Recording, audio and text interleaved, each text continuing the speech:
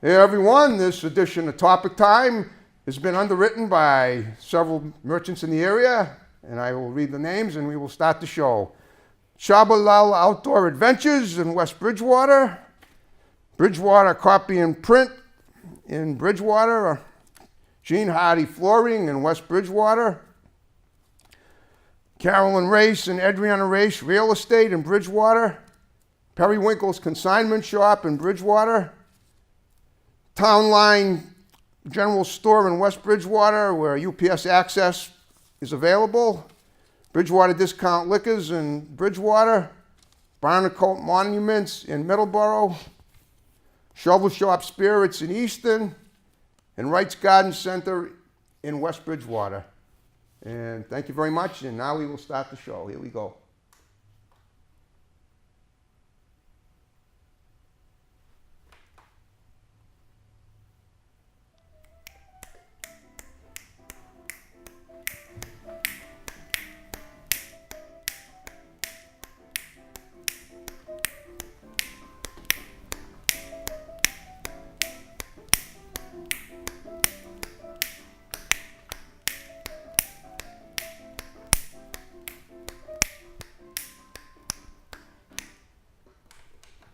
Good afternoon, everyone, and welcome to Topic Time with Harrison Young on yet another hot summery day, August 9th. It is a scorcher out there, but I like it. You know, summer's supposed to be hot, and I'll take this over a blizzard anytime. And of course, the guests just keep getting hotter and hotter. This gentleman here, Jim McDonough, he's a filmmaker.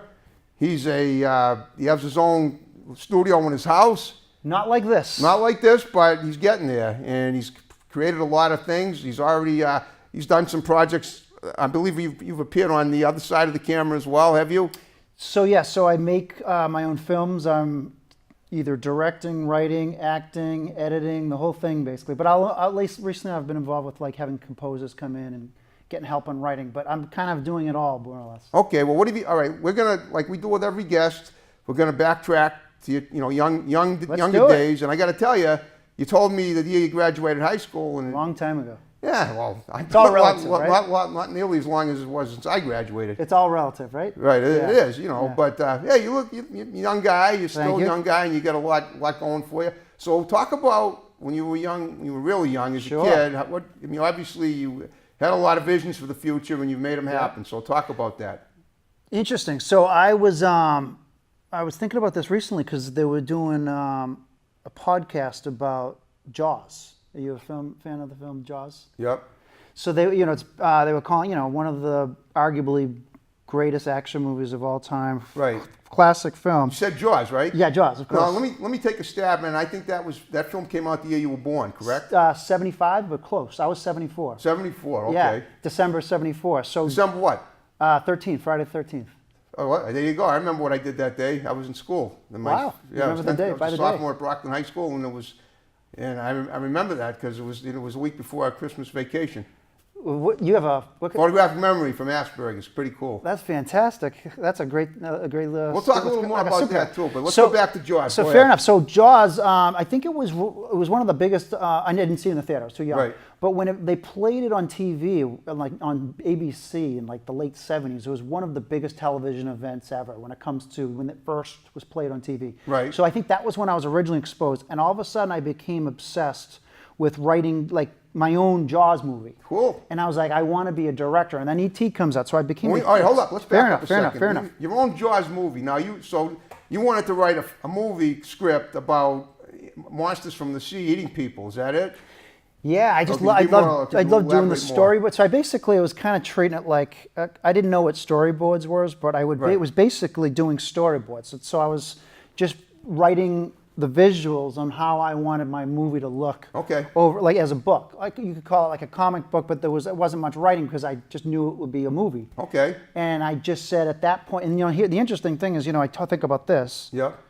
And that's like 1979, 1980 range. And now I'm 43 in the year 2018. There was a huge gap where I was not, film was something that I would just be obsessed with. Right. And it would almost be bittersweet. Every time I watch a movie, it was like, why didn't I at least try? So I loved movies, but it was like, why didn't I even try? So forever, for like, from age young. Right. Well, I'm thinking, that's why I asked your age, because it sounds like you were already 10 years ago, basically. Right. I started making films at age like late 30s. Oh. Yeah. Well, all right. So what happened between the time you were, obviously the dream smoldered in your mind, and you made it. Do stories, but I never made anything. Okay. Like literally, like making a video until, 2008. Oh, okay. Well, what was your first video? Talk about that. 10 years ago. So, the beauty, there's a documentary called Heart of Darkness it's about the making of Apocalypse Now, Francis Ford Coppola. Yep. And that documentary, for anyone who's into film, is amazing. And one of the things that happens in that movie is Francis Ford Coppola just basically, it's almost like an allegory for the character in the movie. He goes through hell in making that film. And by the end of the film, just all the nightmares between actors getting heart attacks and people leaving the producers giving him hell. He just realized at the end of the film, even though he ended up making a great film, it's like you can't make art anymore because just all the stuff involved. And he said, film will never truly be an art form until some 8-year-old girl in Oklahoma can make her own movie. So that was in like the late 70s. They said that. Right. Decades have to go by before it becomes a point where we can now make stuff here. So that's what happened for me. So basically, I had a little digital ELPH camera, the first point and shoot, those digital cameras. Right. And I used to it was very primitive video. I think it's like 760, 650, like it's, half of 1080 high definition. Okay. And you have to understand, I'm a layman when it comes to technology. That's fine. So think of the first camera the first digital cameras we were coming out with, basically, right? So like late 90s and then early 2000, I got my first digital camera. Right. Maybe 2005, 2006 range. But it took video, but super primitive. You wouldn't see it on cable TV. You might see it on some of the old YouTube, but it's really low quality. Okay. And one time I was having a few beers with a couple of my buddies. Right. And I was shaking the camera. Yeah. And then I went to look at the video, and it was kind of like you could hear the noise, and it looked like it was a little mini earthquake. Wow. So just being silly, I love films. It was never even a possibility to make films, just because it was like back then, film. I use the term film, but I've never made a film. Everything's digital now. It's so expensive. You couldn't. When it was film, you'd have to go buy the film. You'd have to bring it to a lab. It was a precious amount of time because you only had. So it was almost impossible for someone without resources or connections or relationships to get into it. Okay. And just fooling around with that, I happened to be really close with a buddy who was a film major at Emerson. Okay.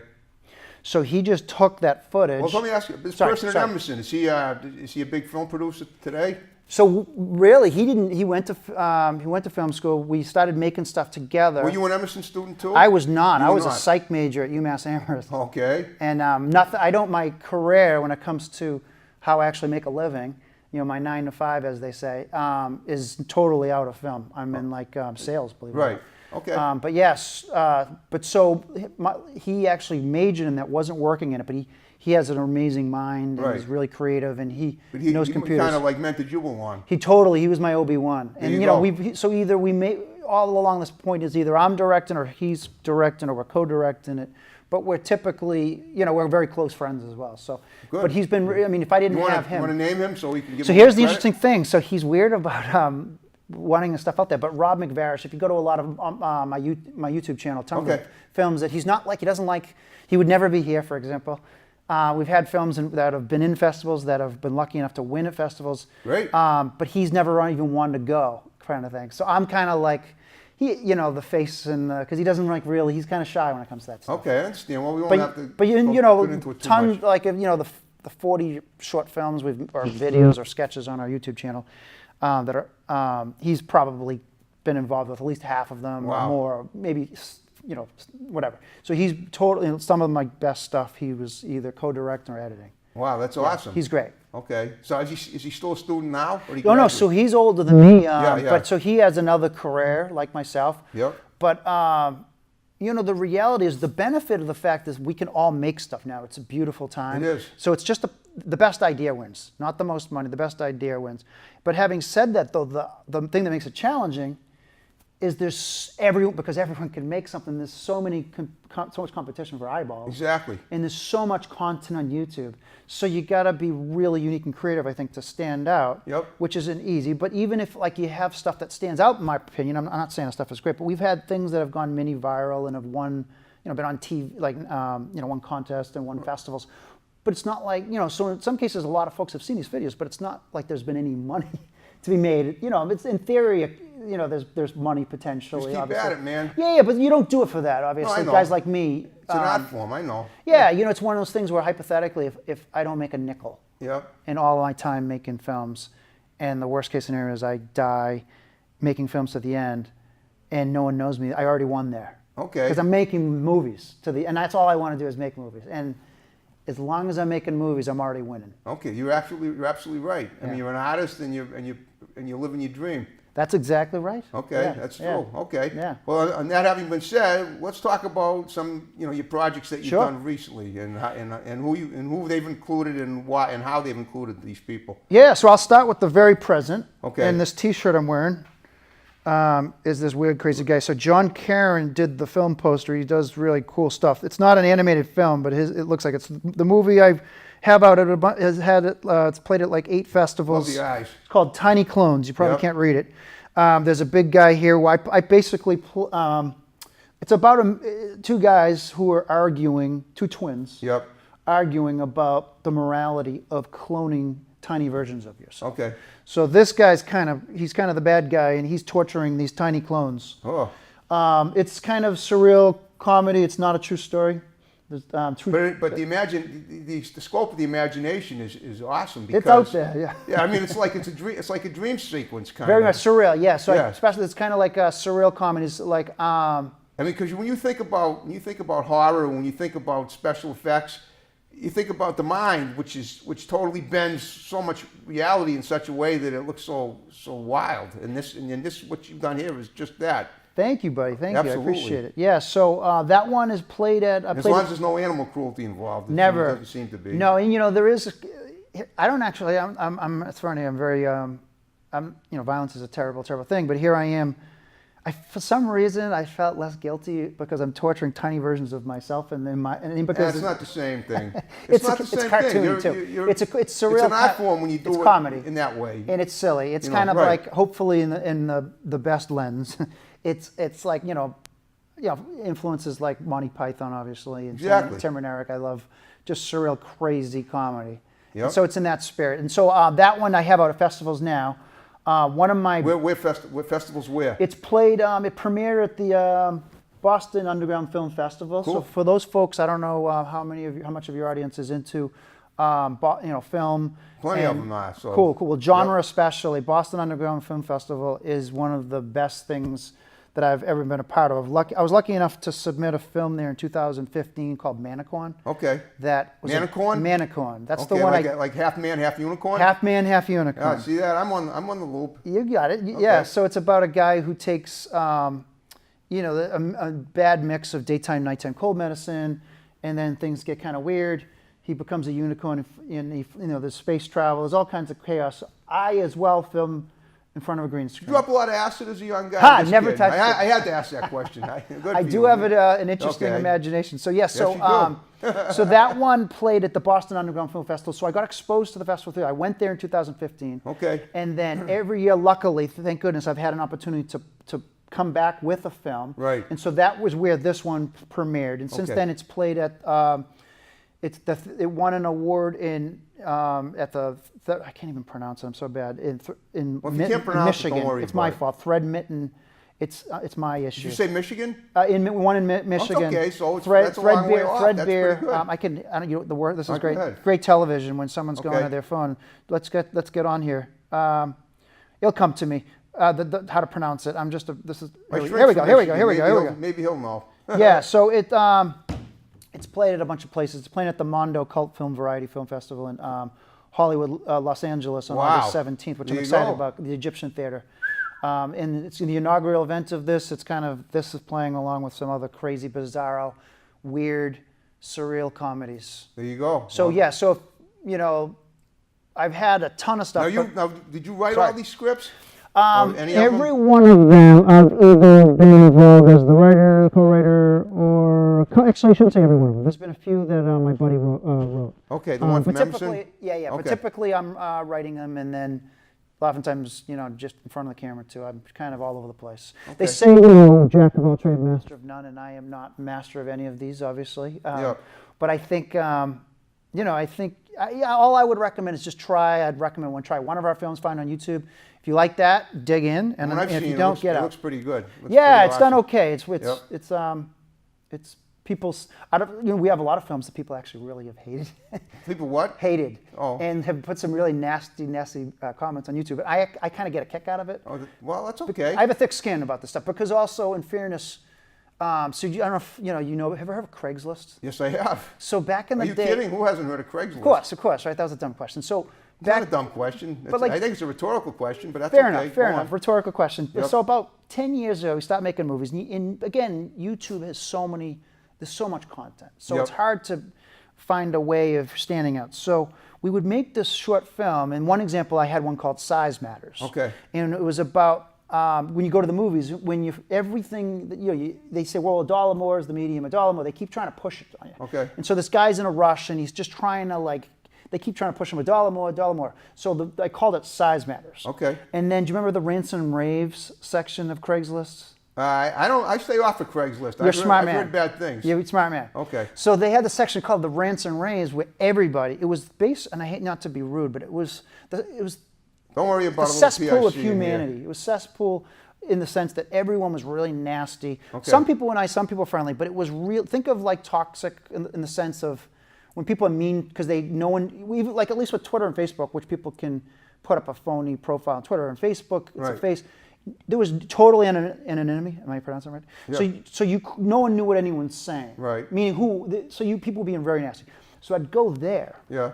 I'd say, well, does size really matter? Okay. And I would even put a picture of sometimes a stock photo of a girl being like, question, or just just a picture of does the size really matter? And people would have stood, and I'd say, hey, guys, find out, does size really matter? So people would be really curious, and this is the video that's going to tell you. Okay. And then it's about something totally different. You're reeling people in. That's perfect. It's That's what you should bait be and doing. switch in some ways. But I can't defend it, but I felt like I was trolling the trolls. Okay. So they would come and they'd get really nasty and they'd be like, yo, screw you, this video is terrible, and this blah, blah, blah. And they were really angry because I tricked them into getting there. So they'd give it thumbs down. So, but the nice thing about it is I got a really thick skin. So for the first 10 years of making stuff, everyone crapped on my stuff nonstop. And to the point where we would look at it this way. I'd rather have them do that than be indifferent to it. I mean, at least that. We were getting at least paying an audience, attention. right? Yeah. Yeah, that's the important thing, and that's great. Yeah, so it was fun in the sense that at one point we actually made a film specifically for them in a weird way. To basically, it was kind of like, hey, this is we put it out there, intentionally terrible kind of thing, so they could. It was basically it was just fun. Sometimes if you hit, you show people that you can hit rock bottom, and next thing you know, you're reeling them in. Whether for whatever reason, what's the difference? You know what I'm saying? I wasn't rude to anyone, but I just know loved. You weren't. But it was fun. So, anyways, for a while, we got a real thick skin, and a lot of my stuff, especially early stuff, I think is fun and bad. Okay. And some is decent. Then what would you call your most prominent genre for your films, like sci-fi, horror, comedy? Well, there's always mix of all. There's always all the comedy. above? Every time comedy. Oftentimes some. I call it mixology. A lot How's of that? weird special effects, cheap intentional effects. Yeah. But some of them, are just I'd say surreal comedy if you had to put in a bucket. There you go. Oh yeah, and surreal is good. I mean, because we spend 1/3 of our lives dreaming. True. And when we do it, we think things are just so absurd, and you're bringing that to light. And I think you're hitting people right where they live in the sleep basket, if you will. Well, what are your thoughts on the subconscious? Well, I have one, but we don't really know what it is. So it's the interesting. So meaning we don't. When you have listen to this. Now, this is what I'm thinking. When I have dreams, and I'm sure you can concur. You dream about things that you're familiar with, but they're so weird, they're so different, and yet when you're in a dream state, so you accept it. You don't think it's, it doesn't seem like, like it's that surreal because you don't know any better until you wake up, and then you think, wait a second, that was dream. But that's when you cross that line from wake to dream, it's like anything goes, and and it's like things happen that are crazy. Now, usually you don't realize it's a dream. Every now and then, you might have a dream that was a dream. Now, one day back in 1996, I had this dream, and I knew it was a dream because I know I didn't have, I was standing out on my front lawn and I saw 2 big Buddha statues on the front lawn. Now I said, this has to be a dream because I don't have Buddha statues on my front lawn. Even though I knew it seemed as real as us sitting here right now talking. Right. So every now and then you'll cross that line a little bit on the inside of a dream. I think there's a term for it. I'm forgetting it right now. I don't know if it's a loose. There's a term for it, and there's actually a way of training. Some folks can do it on demand, meaning they can have every night they can dream in a place where it's almost like they're in a video game and they're aware. I can't help that one. And apparently, you know what? There's like tricks. It's almost like you create a totem to use a reference from the film Inception. Do you know what I mean? It was, film Inception, it's all about dream states, and he had what was called a totem, which is basically a reminder of when he was dreaming or not. Okay. So one of the totems you would use a lot of folks want to train their brain to create these lucid states of dreaming where when they're dreaming... Without using drugs, you mean? No, literally when they go to sleep. Yeah, cool. So when they go to sleep, people can train their brain where they're actually... they were aware they're dreaming. And that they're kind of in control. So now, as they dream, you mean? Yes, exactly. Okay. So you're saying it's happened to you once. It's happened to me a few times. Well, it's happened to me a few times, but I'm just saying this is like the one time I remember specifically when I was, thinking about those Buddha statues when I knew I didn't own Buddha statues, and that I figured it had to be a dream. Well, one of the things that you can do to basically figure out if you're in a dream, and this is one of the ways you pinch yourself. Pinching yourself, I don't think really works, because I remember trying that, and that didn't, meaning there's been several dreams I've had where it's almost like a nightmare. I can't wake up, and I know I'm sleeping. That's a scary one, yeah. I've had that many times. Now I'm thinking it's happened more than I've realized. Well, I've had dreams where I thought maybe I was going to fall from a high altitude to my death, and then you don't know what you dream. Then it's scary. Or you think maybe you're going to be executed, go to jail, something like that. Right. And I've had dreams like that before. Oh, sure. Yeah. And when I wake up, it's like, whoa, what a relief. Oh, I've had those recently. Yeah, nightmares do happen. They do say, I don't know what your opinion is on this, and I want to come back to the lucid dreaming thing, but they say our dreams, what is your opinion and perspective on the idea that our dreams actually represent something? Have you heard this, for example, sometimes folks have had dreams where their teeth are falling out, which means that they're fearful of the future or death. That's possible. Do you have a thought on that? I'll be honest. Well, I don't have. My thought is that our whole world is really a dream state that we're in right here. I know that sounds a little off the cuff, but truth be told, life is a dream state between 2 points of existence that occurred before we were born and after we die. Mm-hmm. Just like a dream occurs, while we're awake to or while we sleep to when we wake up. Mm-hmm. You're talking my language. No, I'm there. You go. I know. I figured you. Yeah. Yeah. I'm an illusionist. I think life is an illusion. Interesting. Yeah. That's fascinating. Isn't it great to get so philosophical about with a filmmaker? Well, listen. My thing is I love getting into real conversations, but I hate small talk. So, for example, if I get really uncomfortable if someone just wants to talk all about just the commute or whatever it is. Small talk, how you doing? The fake stuff. I didn't say that to you, did I? No, it's okay. I'm not. I said, hi, Jim. Way different than I like diving right into the real stuff, so I'm enjoying myself. Good. So to make a point about the whole thing with the lucid, now I'm not making the statement that this is a real thing that everyone can do. I am making the statement that I've heard folks that I respect talking about the ability to do it. And so either they're lying or I don't think, it doesn't seem that crazy to me. So I'm not saying this is a fact that you can do this, but this is what I was told.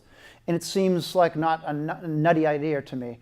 And I actually believe that is possible. Hypothetically, we can train our brains to do all kinds of crazy things. Yeah. And hypothetically, if you whenever you're in a dream, if you want to figure out if you're a dream or not, you look at your hand, and it's one of the few things apparently in our dream state we can't replicate on our own. It's always a little wacky. So if you're sitting in a dream and you're like, I can't figure out if this is real or not, if you look at your hand and then you start doing that every dream, then all of a sudden you get into this pattern of, I recognize that I'm a dream. I'm recognizing a dream. Okay. So you actually... Except that when I'm dreaming, I don't really think about, I don't know if I'm dreaming, so I don't most of the time you don't know. It's only going to work if you're doing it at a place where you realize you're in there. So I find this stuff interesting, but I'm not disciplined enough or care enough to actually, train myself. But I think it's interesting. Well, that's cool. Well, we had a great philosophical discussion. We talked about your films, and we're actually we're just about out of time. We got 5 minutes left. So when the remaining time, I want you to give shouts out to people that are going to see this, including your friend from Emerson and anyone else. Yes. So go for it. Friends and neighbors and potential viewers of my YouTube videos, thank you. If you don't mind just saying where you can find my videos on YouTube. Go for it. So this Tiny Clones is going to be playing at festivals, hopefully best case scenario through the fall, but then probably January I'll probably put it on YouTube. But if you're just curious to see if any of this stuff is your cup of tea, if you search Manicorn on YouTube, and the one image you look for is the guy with the human body and a unicorn head, and he's flying in space. That's the one. Just watch that one. If you're in, go for the others. If not, just, it might not be for you. It's weird. It's out there. It's got about 34,000 views. It's been on Ain't It Cool News as far as, shorts of the week. Wow. It won 2015 Boston Underground Film Festival, Best New England Film. So it's nutty. It's crazy. If you like that one, I think you might like the others. And we make at least a couple of films a year, and we'll keep doing it. Well, Jim, I got to tell you, you're a unique man in your own right, Mr. Jim McDonough. Thank you for having me. And and I'll tell you something else too. I'm an actor. If you're ever looking for a pretty well fit middle-aged guy in any of your films, hey, I can see it happen. Listen, I've cast my mother. I'd love to be in one. If I've cast my mom, that tells you I'll cast anyone. Okay. So my brother. I'm not going to go. I don't need you to have to elaborate on that. We don't have much time anyway, but that's fair enough. fine. But I like working with all levels. My perspective, if you're good, great. If you're not, hey, I'm making comedy, so it works either way. Okay, you can always throw me out of the studio anytime you want. And on that note, are you ready to jiggy with it with the music? Let's jiggy. Okay, folks, thanks for watching another great episode of Topic Time. More to follow. Take care. Here we go.